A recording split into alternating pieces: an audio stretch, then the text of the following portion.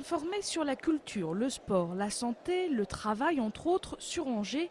Voilà le but de cette 4e édition du Forum étudiant d'Angers qui a lieu au Quai jusqu'à demain. Alors, tous les ans, il y a des étudiants en première année qui arrivent sur Angers, qui ne connaissent pas Angers. Donc on a pensé que l'idée, ça serait de regrouper dans un même lieu toutes sortes d'informations qui pourraient leur servir. C'est-à-dire pour les loisirs, pour la culture, pour le sport. De manière à ce qu'ils ne cherchent pas partout où est-ce que je peux m'inscrire, comment je peux faire. L'année dernière, ce sont 2000 jeunes qui se sont rendus au Forum étudiant. Je pense que c'est bien parce que si tu es un peu perdu, on te donne des informations diverses, ça aide un peu. Donc, qu'est-ce que vous êtes venu prendre comme info? En fait, c'était surtout les infos culturelles, voir les musées, ce qu'on pouvait voir, tout ça, les sorties, les clubs de sport. Parce que c'est vrai que quand on arrive, nous on est arrivé à Angers il y a 3 semaines, donc c'est vrai qu'on ne connaît pas du tout. Donc on trouve ça pas mal honnêtement de voir tout ce qu'on peut faire dans une ville en fait, dans un forum. Pour savoir où sont les trucs, par exemple avec le CAF et avec l'assurance et tout ça, c'est bien.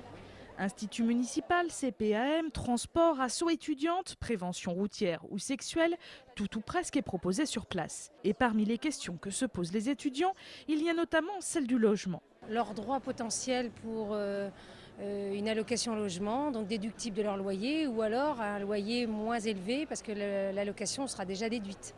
Que vous soyez étudiant ou non, vous pouvez vous rendre demain après-midi au quai pour glaner des renseignements. L'entrée est gratuite. C'est signé. Il y a quelques jours, la Soclova, qui gère 4300 logements sociaux sur l'agglomération angevine et Numéricable, se sont en effet engagés sur un partenariat triple play. En clair, les locataires, pour la somme minimale de 4,22 € par mois, pourront désormais disposer d'Internet, du téléphone et de la télévision.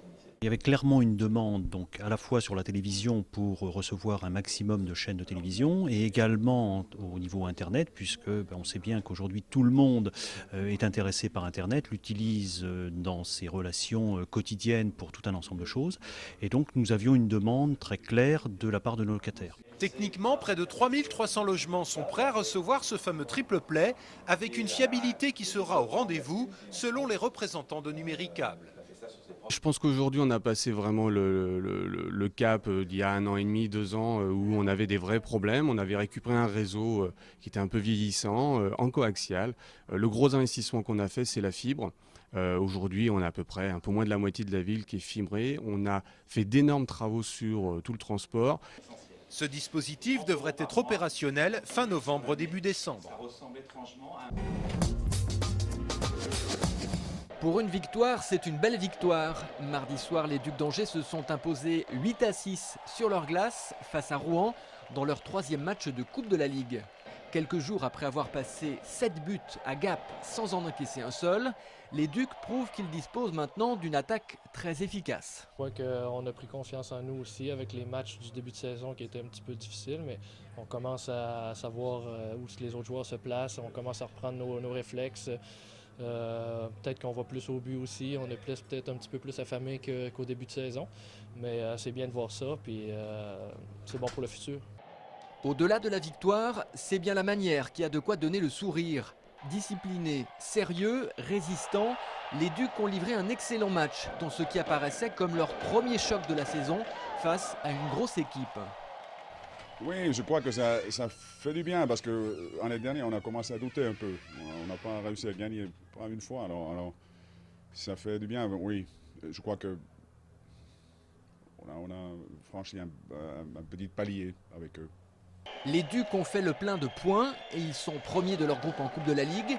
Ils sont également premiers de Ligue Magnus, devant Dijon à la différence de but. Ils restent invaincus, tout va pour le mieux. Samedi, ils accueillent Strasbourg en championnat. Mardi, retour à Rouen en Coupe de la Ligue. Seule petite ombre au tableau, l'entaille au mollet sévère qu'a subi le gardien Peter Aubry hier soir suite à un coup de patin. Tarif 3 points de suture. Je n'ai souvenir, enfant, de ne t'avoir admiré que pour une chose. Tu savais conduire, moi pas.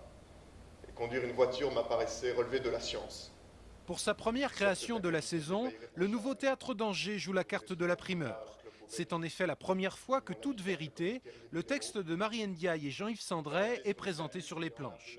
L'histoire raconte la haine d'un père et de son fils que tout finit par opposer. Mais c'est aussi la première fois que Caroline Gons assure la mise en scène d'une pièce, après avoir été notamment l'assistante de Zabou Breitman ou de Frédéric Bélier-Garcia, le directeur artistique du NTA. Sans doute que je n'aurais pas eu ni l'envie, ni l'audace de me lancer dans une première mise en scène si je n'avais pas eu la certitude que je tenais un matériau solide. Si on supprime juste les faits, est-ce que c'est bien ou est-ce qu'il faut reprendre, tu vois, reconstruire quelque chose, voir juste si la transition est harmonieuse. Quand Frédéric Bélier-Garcia m'a proposé ça, c'est un petit peu le cadeau du siècle, quoi. C'est très très luxueux d'avoir cette chance-là. Toi, tu en avais singulièrement après les Arabes, croque-mitaine de ma prime jeunesse. Pour sa première mise en scène, Caroline Gons a choisi un décor sobre et minimaliste. Elle laisse ainsi tout le talent des deux acteurs s'exprimer. Je trouve que ce qui est intéressant quand on est peu nombreux sur un plateau, quand il y a peu de personnages, c'est que ça vous conduit dans une certaine manière à une modestie. Parce que vous ne pouvez vous reposer que sur vous-même, et donc y aller avec beaucoup de fragilité. Est-ce que c'est une difficulté? Je ne sais pas. En tout cas, c'est passionnant. La première représentation de cette pièce aura lieu demain soir au Théâtre du Quai. Elle restera à l'affiche jusqu'au 24 octobre prochain. Revenir t'écraser la gueule? Si j'étais un arabe, je sens que je serais violent. Ce ne serait pas ma faute, ce serait dans mon sang, je ne pourrais pas m'en empêcher.